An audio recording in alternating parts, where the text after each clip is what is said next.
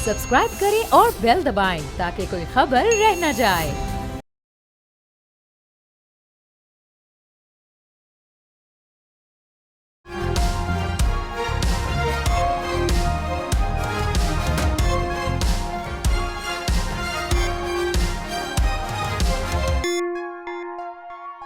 बिस्मिल्लाहिर्रहमानिर्रहीम, अस्सलाम वालेकुम। आप देख रहे हैं प्रोग्राम तब्दीली और मैं हूं जवाद कमाल। पाकिस्तान तहरीक इंसाफ में इख्तलाफात बढ़ते चले जा रहे हैं। शेर अफजल मरवत को पार्टी से निकाला गया, बैरिस्टर सैफ को ओहदे से हटाया गया। शेर अफजल मरवत ने आज पार्लियामेंट के फोरम पर यह कह दिया, सवाल उठा दिया कि मुझे क्यों निकाला, और हुकूमती अरकान ने भी उनका भरपूर साथ दिया। नारे लगाए कि जालिमो जवाब दो, मरवत का हिसाब दो, मरवत को इंसाफ दो। ये तमाम तर नारे पार्लियामेंट के फोरम पर लगे। पाकिस्तान तहरीक इंसाफ में जो मौजूदा इख्तलाफात हैं वो बढ़ते चले जा रहे हैं। ये इख्तलाफात क्या ग्रैंड अपोजिशन अलायंस के बनने की राह में रुकावट बन सकते हैं, और क्या यही इख्तलाफात हैं जो सवाबी का जलसा पाकिस्तान तहरीक इंसाफ का नाकाम हुआ?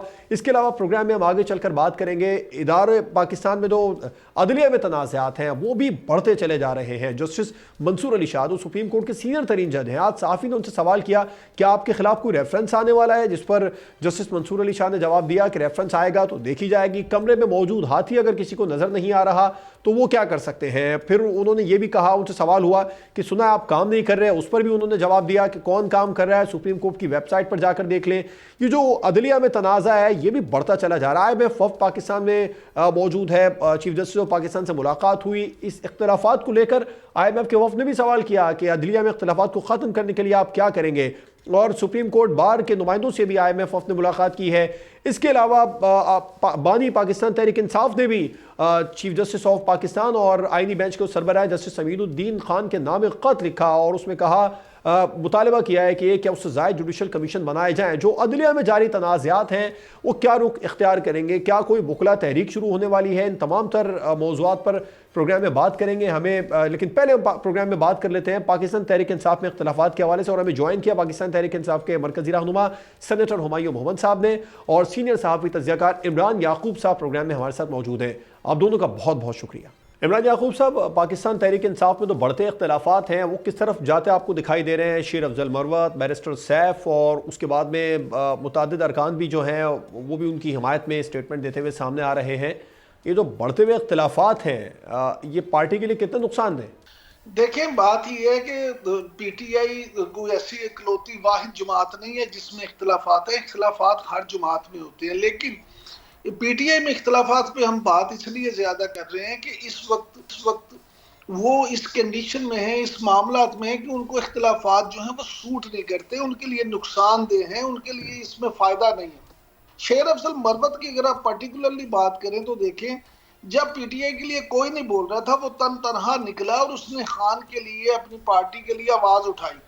तमाम मामलात में आप देखें उसने, आप उनके साथ असूली तौर पे इख्तलाफ करें या आप उससे इत्तेफाक करें, लेकिन इस बात से कोई भी इनकार नहीं कर सकता कि उन्होंने बड़ी बहादुरी और दिलेरी के साथ अपनी पार्टी का, अपने लीडर का मुकदमा लड़ा। लेकिन अलमिया ये है कि हर बड़े लीडर की तरह इमरान खान साहब भी कानों के कच्चे हैं, उनको जो कोई जाके कह देता है वो उस पर हो जाते हैं। अब ये शेर अफजल मरवत के साथ तो आपके सामने ये कितनी दफा ये मामला हो चुका है। लेकिन जुनैद अकबर का जो मामला है उसमें देखें कि जुनैद अकबर को जब बनाया गया अली अमीन गंडापुर की जगह KP में सदर पार्टी का, तो उस वक्त ये खबरें सामने आ गई थी कि ये काफी इख्तलाफात हैं और चीजें चेंज होंगी। बैरिस्टर सैफ को भी इसलिए हटाया गया।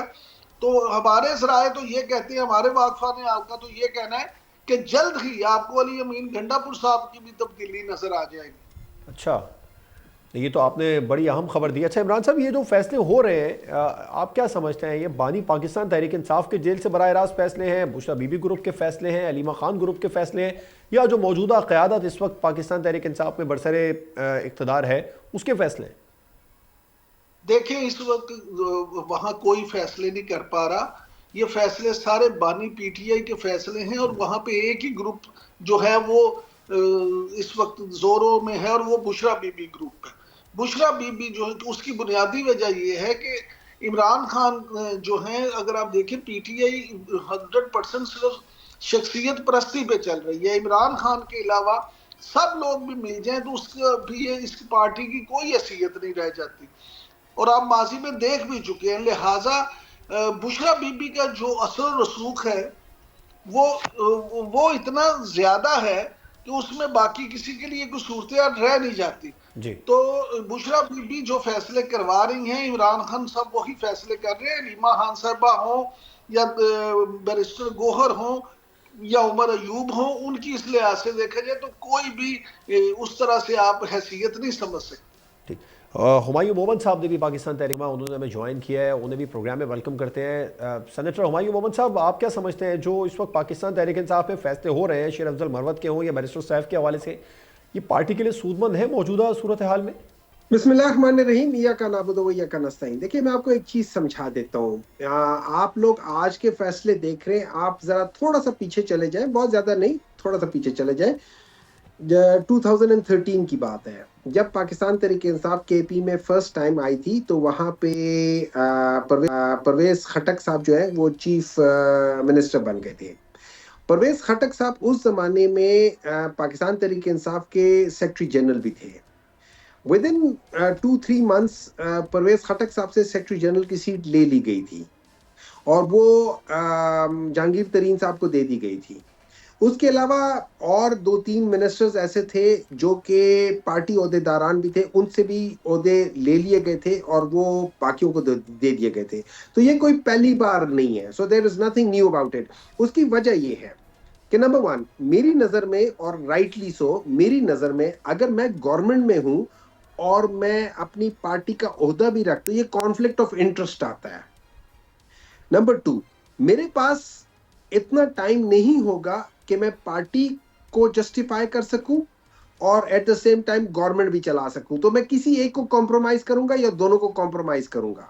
मैं दोनों को नहीं ठीक करके चला सकता, क्योंकि पार्टी भी बहुत इंपॉर्टेंट है। पार्टी ही की वजह से लेकिन भाई साहब, यहाँ तो इख्तिलाफ आ गया ना। यहाँ तो देखिए, शेर अफजल मरवत साहब ने पार्लियामेंट के फोरम पर पूछ लिया कि मुझे क्यों निकाला। देखिए, इससे है कि मैं आपको एक चीज समझाता हूँ। शेर अफजल मरवत साहब, मुझे पर्सनली, मैं बजाते खुद मैं उनसे कभी मिला नहीं हूँ और ना मैं उनको जानता हूँ, ठीक है। लेकिन मैं जिस तरीके से उन्होंने अपना रोल अदा किया था प्री इलेक्शंस और इवन पोस्ट इलेक्शंस जगहों पे, कुछ उसकी कंट्रोवर्सीज भी हैं, लेकिन बाकी जगहों की मैं बात कर रहा हूँ। सो आई लाइक हिम। मैं ये समझता हूँ वो थे। अच्छा, ये याद रखें कि अगर मैं बहुत अच्छा और मैंने बड़ा अच्छा किरदार अदा किया है, या मैं लेट्स से मैं स्टार बैट्समैन हूं, मैं ये स्टार बॉलर हूं, इसका ये मतलब नहीं है कि मैं जो रूल्स हैं या जो डिसिप्लिन है मैं उसकी खिलाफ वर्जी करना शुरू कर दूं और मैं अपने आप को उन लॉज या उन पार्टी पॉलिसी से ऊपर अपने आप को कर लूं। यहां पे प्रॉब्लम आ जाता है। सो जो मुझे याद है कि पिछले चंद माह में एक दफा नहीं, 2 दफा नहीं, 2-3 मरतबा ऐसे हुए कि इनको कॉशन किया गया है कि आप एक पार्टी पॉलिसी के खिलाफ जा रहे हैं और उस चीज पे कहा गया है अगर एक शख्स फिर भी उसके बाद पार्टी पॉलिसी या डिसिप्लिन कह ले उसके थ्रू नहीं चलता, आप मुझसे डिसएग्री कर ले, लेकिन मेरा जो पार्टी का ओहदा है वो आपसे ऊंचा है। अगर आप मुझसे डिसएग्री करते हैं, आपको विद इन लिमिट्स मेरे साथ बात करनी पड़ेगी। अगर आप अपने लिमिट्स क्रॉस करके करते जाओगे तो वो अनफॉर्चुनेटली वो पार्टी डिसिप्लिन के अंदर उसकी बहुत ज्यादा गुंजाइश है, लेकिन बहुत ज्यादा गुंजाइश नहीं, बार बार नहीं है। आप एक दफा कर लो, 2 दफा कर लो, 3 दफा कर लो, लेकिन अगर आप यही करोगे तो what message are you giving to the party people? बिल्कुल ठीक है, तो यहाँ पे डिसिप्लिन का होना बहुत जरूरी है। पाकिस्तान जो मौजूदा टूट फूट है, आप हुकूमत को उसका फायदा उठाता देख रहे हैं? देखिए, अगर 2 फरीक हो तो एक इसी तरह टूट-फूट का शिकार हो तो उसमें दूसरे फरीक को तो उसका फायदा डेफिनेटली होगा। लेकिन पीटीआई की अगर आप बात करें तो उसमें एक खुशनसीबी जरूर है पाकिस्तान तहरीक इंसाफ की। इसमें आप उसको सियासी जमात के, आप उसको ग्रोह के, आप उसको एक कल्ट के, जो मर्जी के, लेकिन उसमें एक जो बात है वो है कि इसमें ताकत का सरचश्मा कोई लीडरशिप नहीं है। हुमायूं मोहम्मद साहब, मौजूदा सूरत हाल में Pakistan Tehreek Insaf grand opposition alliance बनाने की पोजीशन में है? देखिए, मैं थोड़ा सा कमेंट करना चाहता हूँ। अभी हमारे दोस्त जो थे वो बता रहे थे कि जी शख्सियत परस्ती है या एक आदमी है। मुझे पता है किस पॉलिटिकल पार्टी में एक लीडर के इर्द गिर्द बात नहीं घूमती क्या? पीपल्स पार्टी में हालांकि चेयरमैन भी हैं, लेकिन उस चेयरमैन को भी जो जो वाइस चेयरमैन है वो ओवर रूल कर जाता है, ठीक है। अच्छा, उसके बाद वहां पे देख लें वो मियां शहबाज शरीफ साहब भी पिछले 40 साल से बरजमान हैं, लेकिन मियां नवाज शरीफ साहब जो कहते हैं इनकी मजाल है जो उसके खिलाफ कुछ कर ले। आप उसी लिहाज से किसी और पॉलिटिकल पार्टी में देख लें वही चीजें, यहाँ पे तो खानदार दर खानदान जा रहे, उस खून की उस नस्ल में चल रही है। हमारे इसे पाकिस्तान तहरीक इंसाफ में तो नस्ल परस्ती है ही नहीं, उधर तो नस्ल परस्ती है, वो सब कुछ किया है। वहीं साहब मुझे अब तो सिर्फ ये है, पंजाब एक से बात सवाल याद उठते रखिए, हैं ना, आपकी खैबर पख्तूनख्वा की अपनी लीडरशिप सवाल करती है पंजाब की लीडरशिप से कि आप लोग जब एहतजाज की कॉल दी जाती है तो लोग नहीं निकाल पाते, या अभी भी आप समझते हैं सिचुएशन सेम है? नहीं नहीं नहीं नहीं, मैं एक बात बताऊं, मैं पंजाब की लीडरशिप को खराज तहसीन देता हूं। आप देखें इस वक्त जेल में पंजाब को तो छोड़े, 90% सवाबी आपकी जलसे में पंजाब भी की तनाज़ात लीडरशिप की है। बातें सामने आई हैं, सोशल मीडिया की जेर गर्दिश बनी है, तो सवाबी में भी जलसा हुआ नहीं है। नहीं नहीं नहीं, देखिए मैं कैसे देखता हूं इस वक्त, अगर आप देखें जेल में कौन लोग हैं, 90% जेल में जो लोग हैं वो तो पंजाब के लीडरशिप है वहां पे। तो उन सारी लीडरशिप जेल में है और सारे लोग वहां पे, उसके बावजूद जिस तरीके से वहां पे फसाइयत है, केपी में तो हमारी अपनी हुकूमत है, लेकिन जो पंजाब में वहां पे तो जुल्म से ज्यादा वहां पे तो आप ये समझ लें कि एक किस्म का वो खैबर पख्तूनख्वा की क़यादत तो बाहर है ना, वहां पे सवाबी जलसे में क्या तनाज़ा हुआ सर? वहां पे भी तो सोशल मीडिया पे जेर गर्दिश बनी नहीं खबरें। देखिए वो तनाज़ा ये चलता रहता है, ये छोटा मोटा चलता नहीं होना चाहिए, बाज जगहों पे नहीं होना चाहिए, अगर तनाज़ा हो भी तो बाज जगहों तवक्को पे से नहीं कम होना चाहिए। आवाम I agree I, with you. Junaid Akbar साहब को तनकीद का सामना भी करना पड़ा, ये सब बातें हुई ना हुमायूं साहब सवाबी जलसे में। पंजाब से हटके अब तो खैबर पख्तूनख्वा तो आप लोगों का गढ़ कहलाता है, देखिए हुकूमत भी है वहां से। देखिए मैं आपको बताता हूँ, ये बात चीजें अब पार्टी के अंदर जो है ना, सबसे ज्यादा कंपटीशन पार्टी के अंदर है, जो सबसे ज्यादा पॉलिटिकल सीट्स हैं वो पार्टी के अंदर है, तो असल कंपटीशन तो पार्टी के अंदर होता है। मैंने नून लीग के साथ क्या compete करना है, मैंने पीपल्स पार्टी के साथ क्या करना, लेकिन पार्टी के अंदर मैंने किसी न किसी ओहदे में अपनी ही किसी बंदे पार्टी के अंदर खिलाफ इख्तलाफात compete कर आगे लूंगा। चलकर नुकसानदेह साबित भी हो सकते हैं हुमायूं साहब। इमरान याकूब साहब आप क्या समझते हैं? जी जी जी हुमायूं साहब, एक बात याद रखिए, शॉर्ट कीजिए प्लीज। एक बात याद रखिए, पाकिस्तान तहरीक इंसाफ को किसी बंदे से नुकसान नहीं है। अगर मैं आज छोड़कर जाता हूं, मैं अपने आप को बहुत तीस मार खान समझता हूं, मैं आज छोड़कर जाता हूं सर, मैं खत्म हो यकीन जाऊंगा, पार्टी की बढ़ती जाएगी लीडरशिप आगे। खान साहब को भी दिलाती रही, लेकिन उसका नुकसान ही हुआ आगे चलकर देखा। इमरान साहब आप क्या समझते हैं, इस वक्त ग्रैंड अपोजिशन अलायंस बनाने की पोजीशन में है पाकिस्तान तहरीक इंसाफ, और हुमायूं मोहम्मद साहब की बात से आप इत्तेफाक करेंगे? वो कह रहे हैं कि पार्टी में ये सब कुछ होता रहता है, किसी किस्म का कोई नुकसान नहीं है, सवाबी का जलसा भी कामयाब था, पंजाब में लीडरशिप अंदर है इसलिए लोग बाहर नहीं आ रहे। देखिए बात ये है कि डॉक्टर हुमायूं मोहम्मद साहब जो हैं, मैं इनकी बहुत रिस्पेक्ट करता हूँ, क्योंकि ये मुश्किल वक्त में पार्टी के साथ करते हैं, पढ़े लिखे ईमानदार आदमी हैं, और ये हमेशा अच्छी गुफ्तगू करते हैं, इखलाक से गिरी गुफ्तगू नहीं करते, कि उस तरह से बात नहीं करते। लिहाजा पहली बात तो ये कि मैं इनका फैन हूँ। दूसरी बात ये है कि जो इन्होंने बात की, बसद एहतराम, इनकी बहुत सी बातें ऐसी हैं जिनसे मैं इत्तेफाक नहीं करता। सबसे पहली बात कि ये जो अभी ये फरमा रहे थे कि पार्टी को फर्क नहीं पड़ता, देखिए शख्सियत परस्ती बिल्कुल है, तमाम जमातों में है, लेकिन जैसे इन्होंने खुद कहा कि उनके पास खानदान है। देखिए भुट्टो के बाद बेनजीर थी, और बेनजीर ने भुट्टो की पार्टी को 2 दफा इख्तिदार भी दिलवाया, और वो बेनजीर साहबा ने, मुहतरमा बेनजीर भुट्टो ने पार्टी को बहुत आसान तरीके से चलाया। वो आप उनकी सियासत से 1001 इख्तिलाफ कर सकते हैं, लेकिन उन्होंने अपनी पार्टी को खत्म नहीं होने दिया। इसी तरह मियां नवाज शरीफ जब गए, तो आप ये देखें कि मियां नवाज शरीफ के बाद 3 दफा तो मुशर्रफ दौर में शहबाज शरीफ को वजीर आजम बनने की ऑफर हुई, लेकिन उन्होंने अपने भाई से गद्दारी नहीं की, और जैसे तैसे करके पार्टी को कायम रखा, उनके लोग उनके साथ रहे, और बाद में दोबारा वो इक्तदार में आ गए। पीटीआई के साथ मामला ये है कि पीटीआई में इमरान खान साहब है, उसके बाद टीयर अगर आप कह रहे हैं तो उसमें आपको जो बंदे नजर आएंगे वो अगर हो तो दूसरी टीयर कौन सी है, तीसरी टीयर कौन सी है, यानी मामला ये सियासी जमातें इस तरह से नहीं चलती। सियासी जमातों पे अल्टीमेटली जैसे ये कह रहे थे कि अवाम सरशम है, तो अवाम से ही बनती है। कहीं ना कहीं ये डॉक्टर साहब माने या ना माने कि ये प्रॉब्लम है पीटीआई के साथ कि इनकी तंजीम साजी उस तरह से नहीं है। इनकी तंजीम इनकी पार्टी उस तरह से ग्रो नहीं कर पाई। हम तो चाहते हैं, देखिए बीइंग जर्नलिस्ट, बीइंग एनालिस्ट, हमारी शदीद ख्वाहिश है कि पाकिस्तान में जमहूरियत फले फूले असली रूह के साथ, असल स्पिरिट के साथ। लेकिन वो स्पिरिट तब तक नहीं हो सकती जब तक पार्टियों में खुद जमहूरियत ना हो।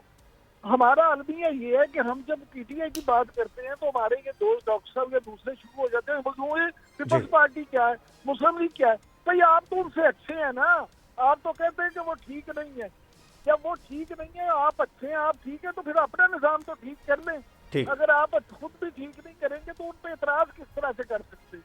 बिल्कुल ठीक है। क़ता कलामी की माज़रत चाहूँगा। प्रोग्राम में गुफ्तगू का सिलसिला जारी रहेगा। सेनेटर हुमायूं मोहम्मद साहब, आपका बहुत बहुत शुक्रिया, प्रोग्राम में हमारे साथ मौजूद थे। इमरान याकूब साहब हमारे साथ ही मौजूद रहेंगे और ब्रेक के बाद हम बात करेंगे अदलिये में जारी तनाज़ात की।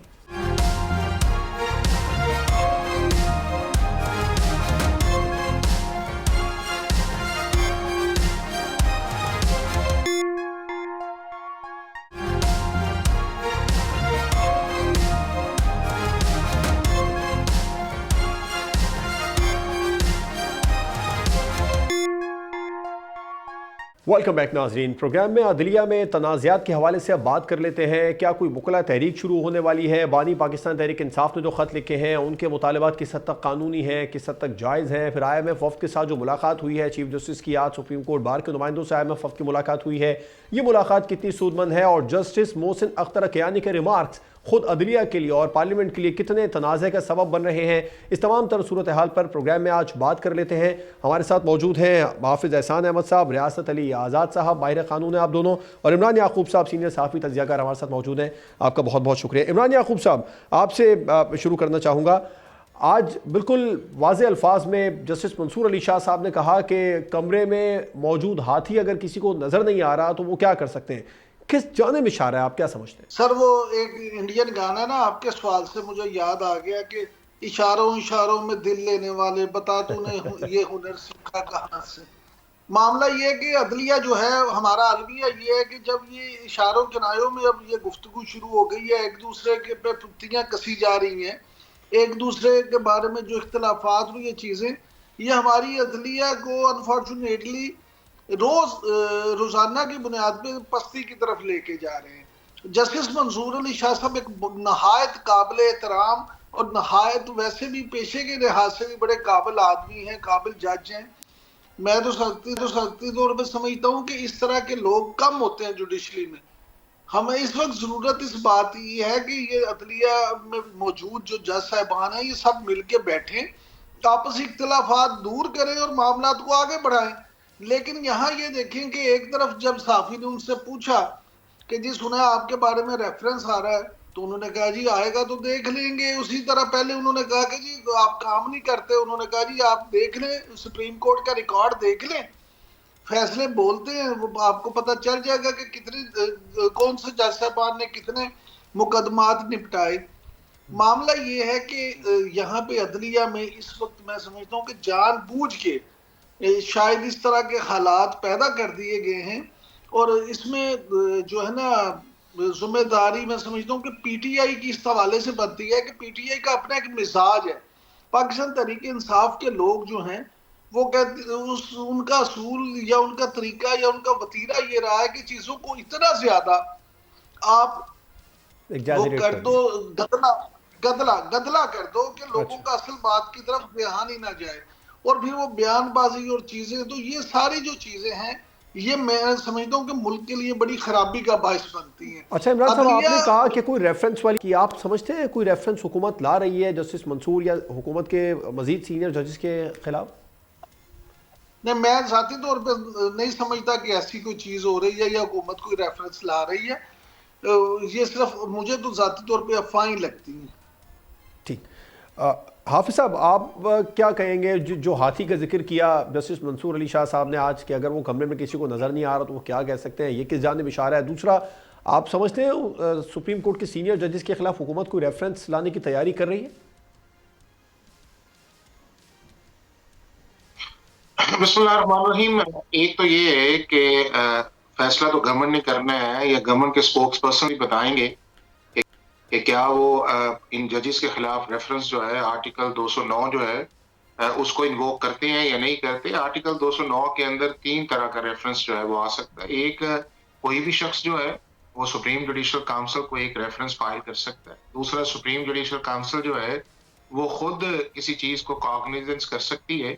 और तीसरा जो है वो गवर्नमेंट अगर रेफरेंस फाइल करती है तो उसकी अप्रूवल जो है वो पहले कैबिनेट देगी और कैबिनेट के बाद प्रेसिडेंट के पास जाएगा, और प्रेसिडेंट अगर उसकी अप्रूवल देते हैं तो उसके बाद वो सुप्रीम जुडिशल काउंसिल के अंदर जाएगा और वहां के ऊपर उसके अपने रूल्स भी बने हुए हैं, एक प्रोसेस भी है, और उस प्रोसेस के बाद उस चीज का नतीजा निकलेगा। ये तो वो है जो एक कॉन्स्टिट्यूशनल या लीगल पोजीशन है, लेकिन बेहतर इसको गवर्नमेंट के स्पोक्स पर्सन ही बताएंगे कि क्या कोई ऐसी चीज अंडर प्रिपरेशन है या पर उनका किस तरह हुकूमत तो इस उसको बात से लेके इनकारी चलने है। का फवाद इरादा है। सिद्दीकी साहब ने भी दूसरा, कहा, बड़ी आजम नज़ीर तारड़ साहब ने भी कहा कि हम कोई किसी किस्म का रेफरेंस नहीं ला रहे हैं, लेकिन अगर आ जाता है रेफरेंस तो फिर ये कहाँ स्टैंड कर रहे हैं जजेस?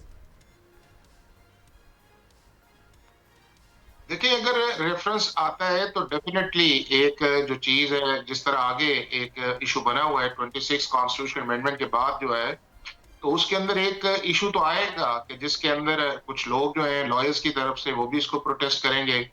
मुमकिन है कि इनसाइड जजेस भी उसकी तरफ से एक रिएक्शन जो है उस चीज का शो करेंगे, और वो मामला जो है जहां पे फिर मुझे लगता ये है कि अगर प्रॉब्लम आएगी वो ये आएगी कि अगर हम इस हाइपोथेटिकल सिचुएशन के अंदर चले जाते हैं कि अगर फर्ज किया रेफरेंस जो है वो फाइल होता है और ये जजेस जो है उस रेफरेंस की मेंटेनेबिलिटी को चैलेंज करते हैं, जिस तरह इससे पहले 2 जजेस जो थे उन्होंने भी चैलेंज किया, चीफ जस्टिस इफ्तिखार चौधरी साहब ने, उसके बाद आपके जस्टिस फाइज ईसा ने भी किया, और तीसरा जस्टिस मज़ाहर नकवी ने भी किया, और जस्टिस सिद्दीकी ने भी किया, शौकत सिद्दीकी ने भी।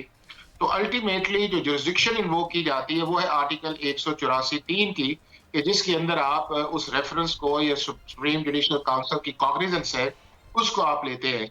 अब अगर वो सारा मामला ही अगर 26वीं आईनी तरमीम के इर्द-गिर्द ही चल रहा है तो अल्टीमेटली जो कॉन्स्टिट्यूशनल बेंच है वो आर्टिकल 191(a) के नीचे बना हुआ है, और उसका आर्टिकल सब क्लॉज 3 जो है या क्लॉज 5 जो है वो क्लियरली ये कहती है कि अगर कोई भी ऐसा मामला जो डायरेक्टली सुप्रीम कोर्ट के अंदर आर्टिकल 184(3) के नीचे आएगा उसको पाकिस्तान का कॉन्स्टिट्यूशनल बेंच सुनेगा।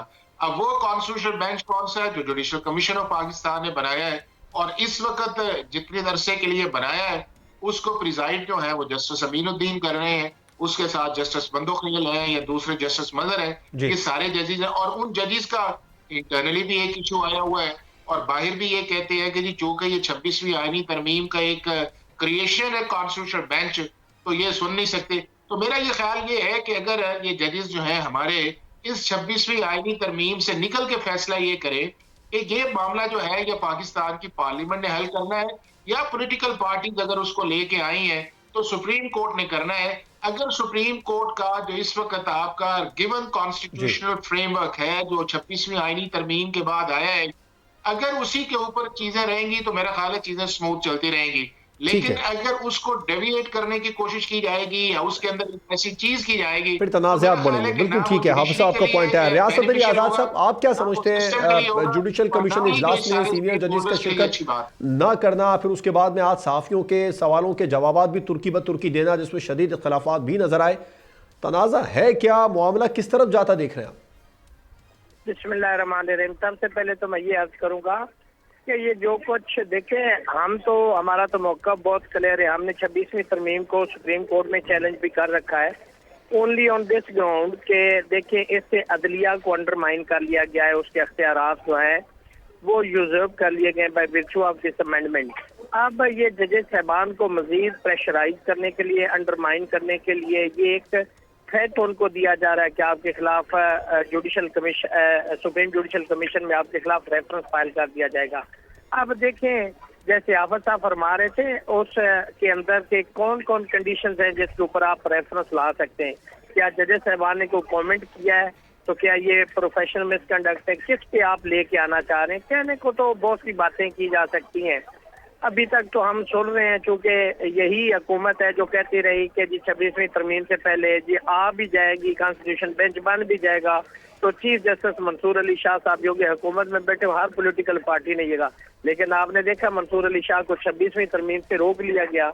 इसी तरह आप देखें एक जज को लाहौर हाई कोर्ट से ट्रांसफर करके मोहसिन अख्तर कियानी साहब को चीफ जस्टिस बनने से रास्ता रोक लिया गया है। तो ये जितनी भी कानून साजी, जिसको आप जितना मर्जी है आप पार्लियामेंट, ठीक है पार्लियामेंट्री लॉ बनाती, लेकिन अगर आप पार्लियामेंट को इस्तेमाल करते हुए वो लेजिस्लेशन करेंगे जो एक जुडिशल स्ट्रक्चर के खिलाफ है, जो ट्राइकाटमी ऑफ पावर के खिलाफ है, उसको कौन मानेगा जो विद मेलाफाइडी होगा। क्योंकि इस वक्त आवाम चाहती है कि इस मुल्क के अंदर आज़ाद अदलिया हो, वकला भी ये चाहती है, लेकिन ये जो कुछ हो रहा है ये बाय हुक कर क्रोक हो रहा है। अवाम, वकला, लीगल फैटर्निटी को किसी सूरत का कबूल नहीं करेगी। अदलिया में इख्तलाफात की बात हुई। इमरान याकूब साहब, IMF वफ्द की भी मुलाकात हुई, चीफ जस्टिस ऑफ पाकिस्तान से आज IMF वफ्द की सुप्रीम कोर्ट बार के नुमाइंदों से मुलाकात हुई। इस हवाले से आपको क्या लगता है, ये मुलाकातें रेलेवेंट हैं या इररेलेवेंट हैं? क्योंकि इन मुलाकातों में भी सवाल हुआ चीफ जस्टिस से कि अदलिया में जो इख्तलाफात हैं उनको ख़त्म करने के लिए आप क्या इक़दाम करेंगे? सर देखिए, IMF का क्या काम है कि वो अदलिया में जाके रियासत साहब आपसे भी इसका पॉइंट लूंगा। इमरान याकूब साहब, देखिए बात ये है कि ये जो IMF के वफद की मुलाकातें हैं ये इसलिए नहीं है कि वो उनसे ये पूछे कि आप क्या कर रहे हैं। असल में तो वो यहाँ ये जानना चाह रहे हैं कि आपका अदालती निज़ाम क्या है, क्या आप वाकई ही यहाँ पे इंसाफ के तकाजे पूरे कर रहे हैं, क्या लोगों को इंसाफ मिल रहा है, क्या वक्त पे फैसले हो रहे हैं, क्या अदलिया में करप्शन उस तरह से तो नहीं है। ये सारी चीजें हैं। लेकिन मेरा सवाल इससे अलग है। मेरा सवाल ये है कि हम इतनी पस्ती पे क्यों चले गए कि अब IMF वाले भी आके हमारे अदालती निज़ाम पे अगर वो देखेंगे कि हमारा निज़ाम कैसा है, यानी हम खुद अपना एक अदालती निज़ाम भी ठीक नहीं कर सकते। हम उन्हें अब हमारी मजबूरी ये है कि उन लोगों को ये पता है कि ये भूखे लोग हैं, इनके पास पैसे हैं नहीं, हम पैसे देंगे तो इनका निज़ाम चलेगा, नहीं तो ये डिफॉल्ट कर जाएंगे। अब मामला ये है कि हम उसके लिए उनके हाथों मजबूर है। वो आर्मी चीफ से भी मिल रहे हैं, वो चीफ जस्टिस से भी मिल रहे हैं, वो हुकूमती ओहदेदारान से भी मिल रहे हैं, चेयरमैन FBR से भी मिल रहे हैं, यानी हर महकमे के साथ वो खुद लाइजॉन किए हुए हैं। सियासतदानों से भी मिल रहे हैं, सियासी पार्टियों से भी मिल रहे हैं। तो कहीं ना कहीं जाके तो ये मामला रुकना चाहिए ना। अगर हम हमारे सियासतदान होश के नाखून नहीं लेंगे, अगर इसी तरह से एक दूसरे के साथ लड़ते रहेंगे, कीचड़ उछालते रहेंगे, मुल्क को मुआशी इस्तेहकाम की बजाय अदम इस्तेहकाम की तरफ लेके जाएंगे, तो फिर तो मामला इसी तरह रहेंगे। अब आप ये देखें कि आर्मी चीफ के नाम तो खत लिखे जा रहे हैं बार बार। अब क्या बानी PTI इमरान खान साहब ये खत लिख के साबित क्या करना चाहते हैं? अब उन्होंने तो कह दिया। सर ये आपने तस्करा छेड़ा ही है, तो मैं एक सवाल इसके साथ और ऐड ऑन कर देता हूँ। बानी PTI ने चीफ जस्टिस के नाम भी खत लिखा है, एक या उससे ज़ायद जुडिशल कमीशन बनाने का मुतालिबा किया है। ये मुतालिबा आप समझते हैं कानूनी है, जायज़ है? देखें, जुडिशल कमीशन बनाने का मुतालबा तो कानूनी और जायज़ मुतालबा है। कोई भी पाकिस्तानी जो है वो आइन और कानून के मुताबिक जुडिशल कमीशन बनाने का मुतालबा कर सकता है, लेकिन ये फैसला ज़िम्मेदारान ने करना है कि क्या इस मामले में जुडिशल कमीशन बनने की जरूरत है या नहीं। अगर आप मेरी जाती तौर पर राय पूछे तो मैं तो इस हक में हूँ कि 9 मई के वाकयात हों या 26 नवंबर के वाकयात हों, जुडिशल कमीशन बनाने में कोई हर्ज नहीं है। लेकिन ये मुनासिब है इमरान साहब के बराह रास्त चीफ जस्टिस को खत लिखे जाए फैसला आने के बाद भी? देखिए मामला ये है कि यही तो चीज है, वो बार बार खत लिख के एस्टेब्लिश क्या करना चाहते हैं।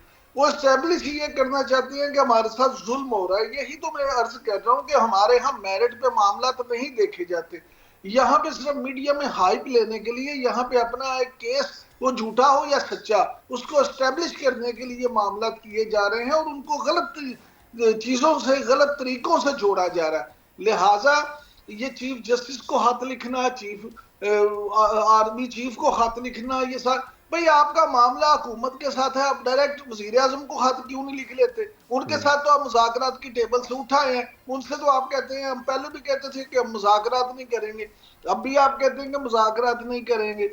मामला ये है कि मामला तो वहीं पे खत्म होगा ना। अब एक दो चीजें इसमें यहाँ इसलिए भी अहम है कि देखें, पाकिस्तान में एस्टेब्लिशमेंट के रोल को सियासत में आप बिल्कुल यकसन मुस्तरद नहीं कर सकते। पूरी दुनिया में होता है और हमारे यहाँ कुछ ज्यादा है, लेकिन उसका मतलब ये नहीं है कि आप हर काम में उन्हें घसीटें। वो आप वैसे तो गिला करते हैं कि एस्टेब्लिशमेंट का रोल नहीं होना चाहिए, लेकिन जब वो बाहर होते हैं तो आप उनको घसीटते हैं। अपने दौर में आप कहते हैं जी हम तो एक पेज की गिरदान करते, आप नहीं थकते थे। अब आपको मामला सिर्फ इतना है कि वो ये समझते हैं कि मौजूदा हुकूमत जो है उसके साथ क्यों, हमारे साथ क्यों नहीं मोहब्बत की पींगे भर रही। आप उनकी तरफ मोहब्बत की मीने उनके साथ बढ़ा लेंगे तो मामला सारे ठीक हो जाएंगे। ठीक ठीक है। हाफिज साहब, आप क्या समझते हैं जो ख़त लिखा है बानी पाकिस्तान तहरीक इंसाफ ने, उसमें जो उनके मुतालबात हैं, एक या उससे ज़ायद कमीशन बनाने के हवाले से, फिर जो उन्होंने रिमार्क दिए हैं कि जो पाकिस्तान में अदालती निज़ाम है, जो ख़त था उसका जो उन्वान था वो आइनी निज़ाम की तबाही के हवाले से था, कितना जायज़ है उनकी ये मुतालबात और कानूनी भी हैं आप समझते हैं? देखिए, एक तो चीज ये है कि कोई भी शख्स अगर मुतालबा करता है या किसी भी पॉलिटिकल पार्टी का लीडर जो है वो मुतालबा कर सकता है, लेकिन दो चीजें बड़ी इंपॉर्टेंट है कि क्या वो मुतालबा जो है वो आइन और कानून के नीचे है, नंबर वन। और नंबर टू ये है कि वो मुतालबा जो है या आपकी जो डिमांड्स है वो किस इंस्टीट्यूशन या इदारे के पास है या किसकी लीगल कॉम्पिटेंसी किसके पास है। अब ये है कि अगर जो लेटर्स डाले गए हैं आर्मी चीफ को डाले गए, आर्मी चीफ जो है ना कॉन्स्टिट्यूशन के अंदर उसका कोई रोल इस तरह का है कि जुडिशल कमीशन उसने बनाना है या चीजों को प्रोब इनटू उसके अंदर जाके उसे करना है, या जिन चीजों को आप कह रहे हैं वो एग्जेक्टिव का एक फंक्शन है। और फिर उस आर्मी चीफ के मुतालिक आप बात करते हैं कि जिसकी from the day of appointment जो है वो आपका एक नैरेटिव है, और वो नैरेटिव जो है आपके जो ट्विटर अकाउंट्स है उससे भी रिफ्लेक्ट होता है, आपकी वीडियो से भी रिफ्लेक्ट होता है, आपके जो लोग बैठे हैं पाकिस्तान से बाहर उनसे भी वो रिफ्लेक्ट होता है, आपकी अपना जो मीडिया इंटरेक्शन है उससे भी आप रिफ्लेक्ट करते हैं।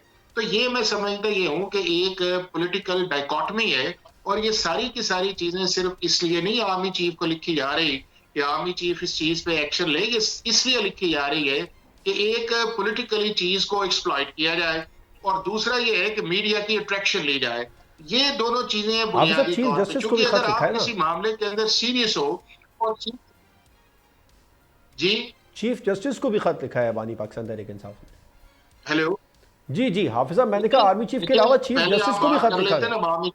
मैं आर्मी चीफ ठीक, देखिए मैं आर्मी चीफ पे अभी बात कर रहा हूँ जी जी ठीक है। अब दूसरा ये है कि आप चीफ जस्टिस की बात कर रहे हैं, अब आर्मी चीफ का इस मामले में ना रोल है ना आर्मी चीफ किसके अंदर लीगली कह सकता है कि आप इस चीज के अंदर करें। और फिर आपने आर्मी चीफ के साथ पाकिस्तान की सारी एस्टैब्लिशमेंट जो है उसको मैक्सिमम कॉर्नर करने की कोशिश की है, इनसाइड एंड आउटसाइड। और अभी आप ये कहते हैं कि पता नहीं लेटर उन तक पहुंचता है कि नहीं पहुंचता, जिस तरह हमारे जजेस कर रहे हैं कि लेटर अभी चीफ जस्टिस के पास जाता नहीं है, वो खोलता नहीं और मीडिया के अंदर ओपन चला जाता है। तो अगर ये सारी चीजें सिर्फ मीडिया के लिए हैं तो फिर उसका मतलब ये है कि आप उसके अंदर कंक्रीट रिजल्ट्स नहीं चाहते। इसी तरह चीफ जस्टिस वाला मैटर है कि भी चीफ जस्टिस को लेटर तो तब आप लिखें ना जब चीफ जस्टिस का डोमेन इस चीज का है, आपके लॉयर्स हैं, आपकी पार्टी है, बिल्कुल ठीक है, वकीलों के जरिए भी ये काम किया जा सकता है बराह रास्त खत लिखने से बेहतर। रियासत साहब, आप किस तरह देखते हैं इस नुक्ते को जो बानी पाकिस्तान तहरीक इंसाफ ने खत लिखा?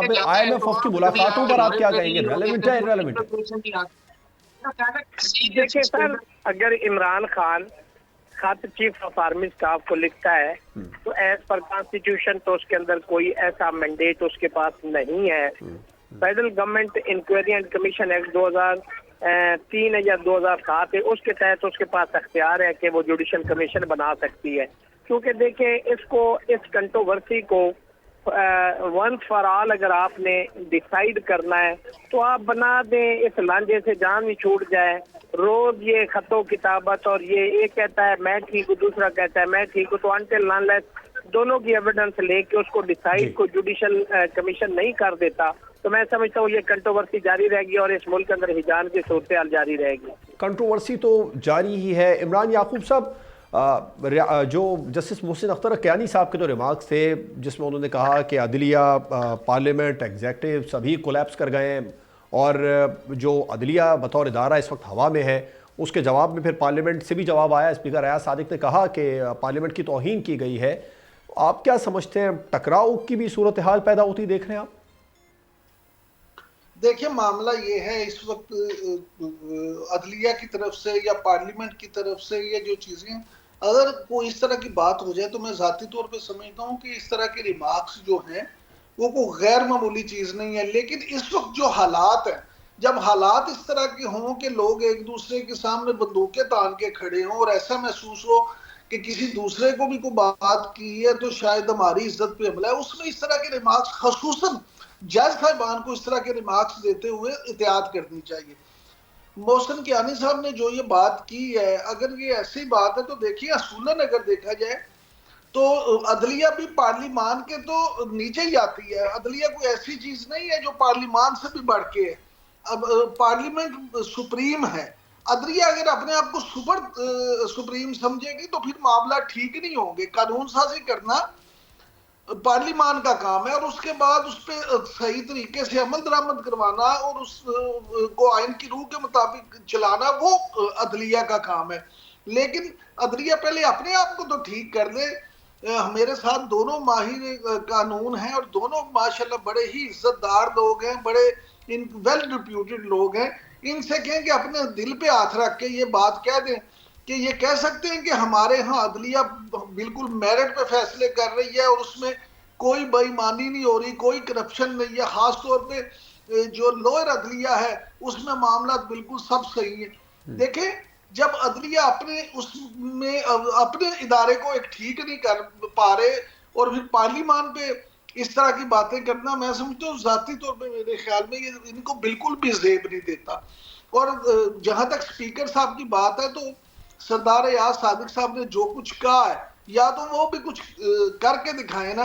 उन्होंने भी अगर सिर्फ गीदर बबकी देनी है, सिर्फ बातें ही करनी है, तो फिर अवाम को हर तरफ से बेवकूफ ही बनाया जा रहा है।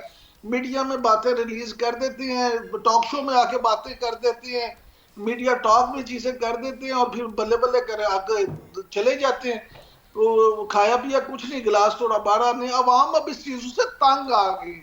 अवाम चाहते हैं कि मुल्क तरक्की करे। नौजवान हर साल आपके 30 लाख के करीब नौजवान बेचारे पढ़ के आ जाते हैं, उनको रोजगार चाहिए। आप 30,000 लोगों को रोजगार दे, बिल्कुल ठीक है, तो फिर इस तरफ नहीं चलेगा। बिल्कुल ठीक है। इमरान याकूब साहब खता कलामी की माजरत चाहूँगा, हमारे साथ प्रोग्राम में मौजूद थे। रियासत अली आज़ाद साहब, हाफिज़ एहसान अहमद हमारे साथ प्रोग्राम में मौजूद थे। आप तीनों मेहमानों का बहुत शुक्रिया। प्रोग्राम आपने देखा नाजरीन, इदारों में तनाज़ात और टकराव किसी सूरत मुल्क की मफाद में नहीं है। इजाज़त दीजिए, अल्लाह हाफिज़।